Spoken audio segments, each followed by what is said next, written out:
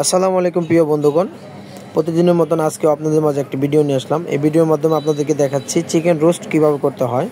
Chicken roast করার জন্য প্রথমত আমি চুলাতে একটি পাতিল বসিয়ে দিয়েছি। এই পাতিলের মধ্যে আমি তেল দিয়ে দিলাম 2 কেজি পরিমাণ। এখানে 150 পিস রোস্ট করা হবে। তারপরে আমি কাঁচামরিচ দিয়ে দিলাম যাতে কাঁচামরিচের জালটা বের হয়ে যায়। পেঁয়াজ দিয়ে দিলাম, পেঁয়াজ কুচি দিয়ে দিলাম 2.5 কেজির মতন। আমি এলাচ, দারচিনি, তেজপাতা, লবঙ্গ সমস্ত মশলা দিয়ে দিলাম। মশলা দিয়ে পেঁয়াজটা ব্রাউন কালার হয়ে আসলে আমি এখন দিয়ে দিচ্ছি আদা, 500 গ্রাম আদা দিয়ে দিচ্ছি।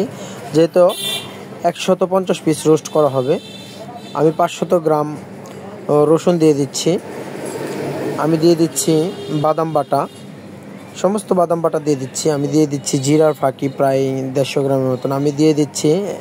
এখন দিয়ে দিলাম সাদা গোলমরিচ এবং সাদা সরিষা। সাদা গোলমরিচ দিয়ে দিলাম 25 গ্রামের মতন। জয়ত্রী দিয়ে দিলাম 20 গ্রামের মতন। জয়ফল দিয়ে দিলাম প্রায় 1 পিসের মতন, 1 পিস গুঁড়ো করা জয়ফল দিয়ে দিলাম। আমি দিয়ে দিচ্ছি ধনিয়ার ফাঁকি প্রায় 50 গ্রামের মতন ধনিয়ার ফাঁকি। আমি দিয়ে দিলাম টমেটো সস প্রায় 500 গ্রামের মতন টমেটো সস দিয়ে দিলাম। যেহেতু 150 পিস রোস্ট করা হবে, সমস্ত মশলাগুলো মিশ্রণ করে আমি এখন অল্প পানি মিশ্রণ করে যাতে ভালো করে এটা কষে যায় সেজন্য আমি দিয়ে দিচ্ছি সর্বশেষ লাল মরিচের ফাঁকি যাতে কালার হয়, একটু কালার হয়ে যায় রোস্টটা। পানি দিয়ে দিলাম। পানি দিয়ে রোস্টের মশলাটাকে ভালো করে কষিয়ে নিচ্ছি। আমি টেস্টি সল্ট দিয়ে দিচ্ছি স্বাদ মতন।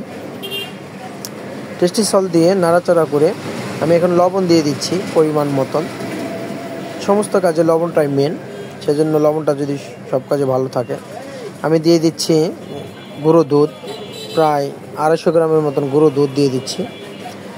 গুঁড়ো দুধ দিয়ে এটাকে নাড়াচাড়া করে ভালো করে কষিয়ে নিয়ে তারপরে এটার মধ্যে ভাজা চিকেন, ফ্রাই করা চিকেনগুলো আমি ঢেলে দিচ্ছি। কষানো হয়ে গেছে দেখতেছেন, আমি ফ্রাই করা চিকেনগুলো ঢেলে দিচ্ছি। ফ্রাই করা চিকেন ঢেলে দিয়ে এটাকে মশলার সাথে ভালো করে কষিয়ে নিয়ে এটাকে 20 থেকে 25 মিনিটের মতন দমে রাখতে হবে। সেজন্য আমার সর্বশেষ কাজ হলো এটার মধ্যে এখন আমি অ্যাড করে দিব সেটা হলো বিস্কিটের ফাঁকি আমি অ্যাড করে দিচ্ছি যাতে এটার ফ্লেভারটা ভালো আসে আর প্রত্যেকটা রোস্টের সাথে যাতে মশলাগুলো আটকে থাকে সেজন্য আমাকে বিস্কিটের ফাঁকি অবশ্যই দিয়ে দিতে হবে। বিস্কিটের ফাঁকিটা 2টা কাজ হয়, একটা হলো ফ্লেভার ভালো আসে আর একটা হলো সমস্ত রোস্টের সাথে মশলাগুলো আটকে থাকে। সেজন্য বিস্কুটের ফাঁকি চিনি ছাড়া টোস্ট বিস্কিটের ফাঁকি অবশ্যই দিয়ে দিতে হবে। আমি রোস্টগুলো এখন নামিয়ে নিচ্ছি।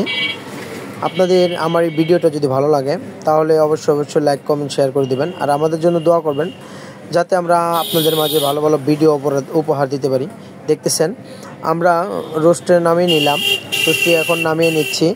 এটা ভালো করে নাড়াচাড়া করে এটা দমের মাধ্যমে যাতে এটা ভালো সফট হয়ে যায় সেই জন্য এটাকে ঢাকনার উপর আগুন দিয়ে এটাকে 20 মিনিটের মতন রেখে দিতে হবে। আমি অল্প ঘি অ্যাড করে দিলাম, কিষান গাওয়া ঘি অ্যাড করে দিচ্ছি যাতে ফ্লেভারটা ভালো আসে এবং রোস্টগুলো সফট হয়ে যায়। সেজন্য আমি এখন ঢাকনা লাগিয়ে দিচ্ছি। আর মিস্টার ভাই ওদিক দিয়ে আগুন নিয়ে আসতেছে, দেখতেছেন মিস্টার ভাই আগুন নিয়ে আসতেছে যাতে 20 থেকে 25 মিনিট আমি ঢাকনার উপরে আমি আগুনটা দিয়ে দিব। আমাদের এই ভিডিওটা আপনাদের যদি ভালো লাগে অবশ্যই লাইক, কমেন্ট, শেয়ার করে দেবেন ইনশাআল্লাহ।